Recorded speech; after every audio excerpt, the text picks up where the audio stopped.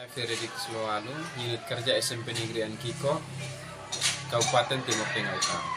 Pada saat ini saya akan berbagi praktik baik tentang pemanfaatan platform digital untuk pembelajaran dan asesmen. SMP Negeri Ankiko adalah sebuah sekolah negeri di Kecamatan Memafo Tengah, Kabupaten Timur Tengah Utara. Jumlah pendidik dan tenaga kependidikan di SMP Negeri Ankiko adalah 20 orang, yang terdiri dari kepala sekolah, 17 orang guru, 1 orang tenaga tata usaha, dan 1 orang tenaga kebersihan. Sedangkan jumlah peserta didik berjumlah 135 orang. Posisi SMP Negeri Ankiko sangat strategis karena mudah dijangkau oleh peserta didik dari beberapa desa dan terletak tidak jauh dari pusat kecamatan. Hari ini teknologi telah mengubah dinding kelas menjadi jendela dunia. Teknologi tidak saja menjadi pilihan, tetapi menjadi dasar untuk pembelajaran yang relevan, interaktif, dan bermutu.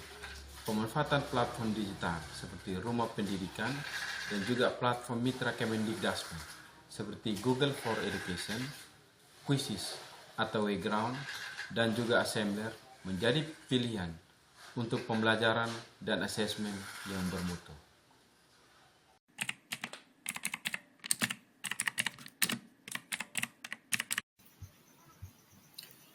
Pada tahun 2021, SMP Negeri Ankiko mendapat bantuan internet gratis dari Kementerian Komunikasi dan Informatika melalui Bakti Aksi. Dan di tahun yang sama, kami mendapat bantuan 15 unit Chromebook, LCD, dan perangkat TIK lainnya dari Kementerian Pendidikan, Riset, dan Teknologi. Bantuan ini merupakan modal penting untuk mewujudkan transformasi pembelajaran yang relevan dengan tuntutan zaman. Namun, kami dihadapkan pada situasi di mana proses pembelajaran dan asesmen masih berjalan konvensional. Guru belum memanfaatkan teknologi, pembelajaran masih dilaksanakan secara konvensional, dan asesmen masih menggunakan soal cetak. Praktik ini tidak hanya menimbulkan biaya penggandaan soal yang besar, tetapi juga membatasi kualitas asesmen. Dengan situasi ini, ada beberapa kendala yang dihadapi, yaitu yang pertama, keterbatasan konten. Soal masih berbasis kertas dan sulit menyajikan variasi jenis soal dan media visual atau audio. Yang kedua, efisiensi waktu guru. Guru membutuhkan waktu yang lama untuk menyusun, mencetak, dan memeriksa soal secara manual. Yang ketiga, risiko aset rusak. Pengalaman sebelumnya menunjukkan banyak alat TIK yang tidak dimanfaatkan akhirnya rusak. Melihat kondisi ini, kami menyadari bahwa pemanfaatan aset digital secara maksimal adalah kunci transformasi untuk menciptakan pembelajaran yang menyenangkan, efektif, dan bermutu.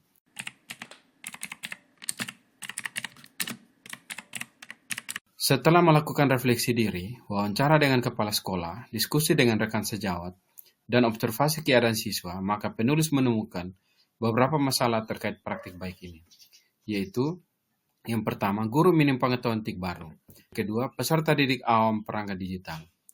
Transformasi dari metode konvensional ke digital di SMP Negeri Ankiko menghadapi 3 tantangan utama, yaitu yang pertama, literasi perangkat keras atau Chromebook, di mana perlunya mengenalkan dan membiasakan guru dengan Chromebook. Yang kedua, literasi platform digital. Memanfaatkan Google Forms atau Wayground untuk asesmen adalah hal yang sepenuhnya baru bagi komunitas guru. Yang ketiga, kesiapan peserta didik dan logistik ujian.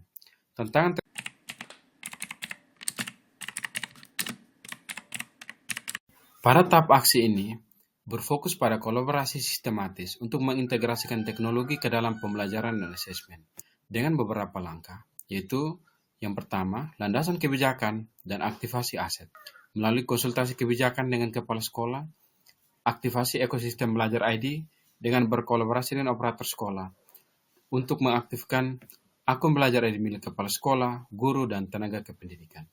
Langkah ini krusial mengingat Chromebook yang baru diterima hanya bisa diakses menggunakan ID tersebut. Yang kedua, peningkatan kapasitas guru dan perancangan soal.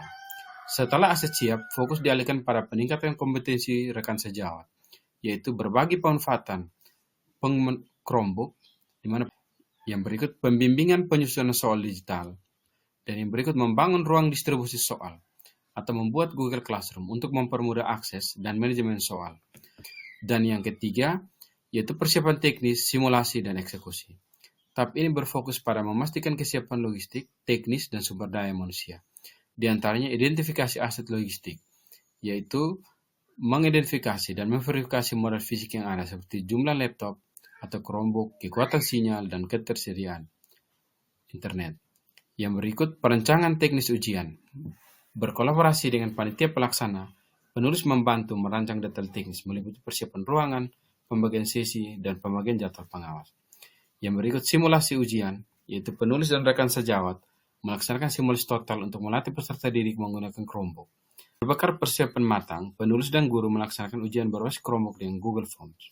Pelaksanaan sukses dan terus dipertahankan sejak bulan Desember tahun 2021. Meluas tidak hanya untuk asesmen sumatif, tetapi juga untuk asesmen diagnostik dan survei minat bakat. Yang keempat, pengembangan berkelanjutan dan pengimbasan.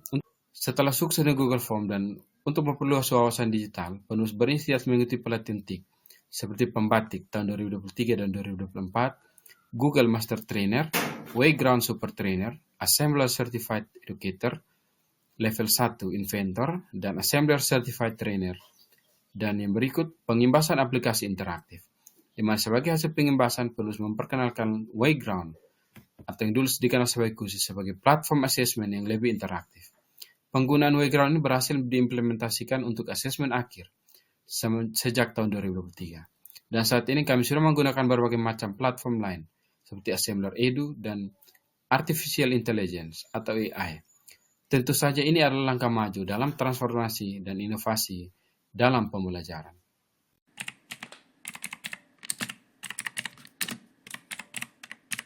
Setelah melalui proses transformasi yang sistematis, penerapan asesmen pembelajaran menggunakan Google Forms dan Quizzes terbukti memberikan dampak positif yang signifikan dan berkelanjutan. SMP Negeri Ankiko kini telah beralih menjadi sekolah yang terbiasa melaksanakan asesmen secara online. Dampak nyata dari praktik baik ini yaitu, yang pertama, peningkatan kualitas dan keberagaman asesmen.